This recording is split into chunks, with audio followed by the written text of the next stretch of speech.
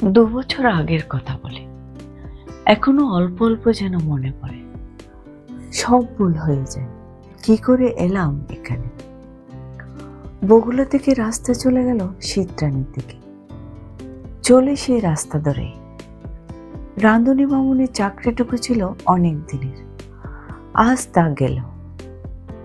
যাক, তাতে কোনো দুঃখ নেই। দুঃখ এই অবিচারী চাকরিটা গেল। ঘি চুরি আমি করিনি, কে করেছে আমি জানিও না, অথচ বাবুদের বিচারে আমি দোষী সাব্যস্ত হলাম।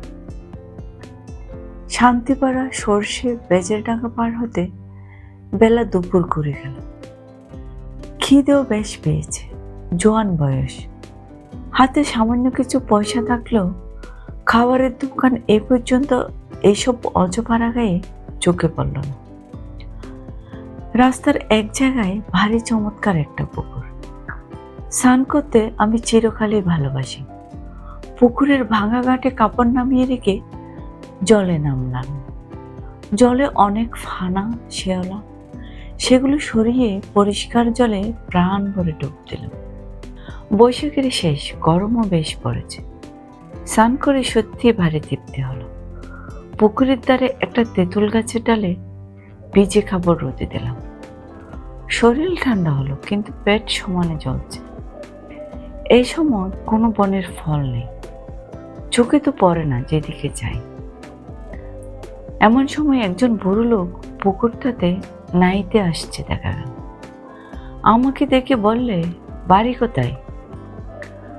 আমি বললাম, আমি গরিব পারবো, চাকরি খুঁজে বেড়াচ্ছি, আপাতত বড় খিদে পেয়েছে, খাবো কোথায়, আপনি কি সন্ধান দিতে পারেন?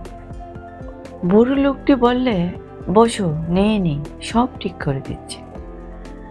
সানসেটের উঠে লোকটি আমাকে সঙ্গে নিয়ে গ্রামের মধ্যে ঢুকে জঙ্গলে ঘেরা একটা পুরনো বাড়িতে ঢুকলো। বললে, আমার নাম নিবারণ চক্রবর্তী, এই বাড়ি আমার, কিন্তু আমি এখানে থাকিনি।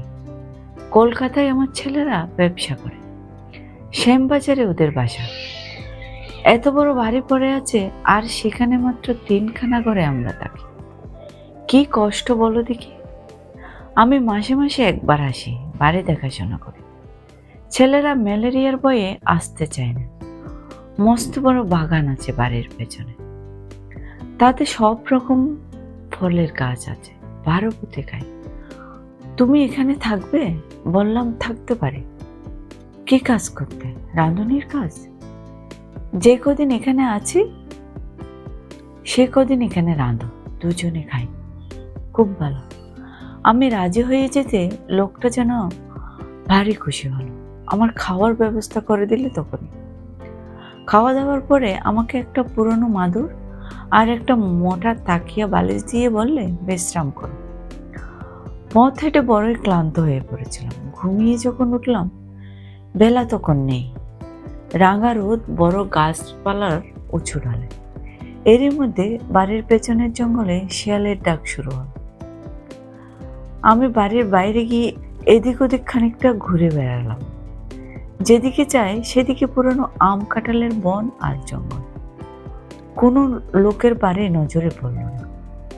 জঙ্গলের মধ্যে এক স্থানে কেবল একটা ভাঙা দেওয়াল দেখতে পেলাম। তার মধ্যে উঁকি মেরে দেখি শুধু চামচিকের আড্ডা। ফিরে এসে দেখি বুড়ো নিবারণ চক্রবর্তী বসে তামাক খাচ্ছে। আমাকে বললে, চা করতে জানো? একটু চা করো, চিড়ে বাজু, তেল নুন মেখে কাঁচা লঙ্কা দিয়ে খাওয়া যাবে। সন্ধ্যার পর বললে, ভাত ছড়িয়ে দাও, সরু আতপ আছে, গাওয়া ঘি আছে, আলু ভাতে ভাত, ব্যাস।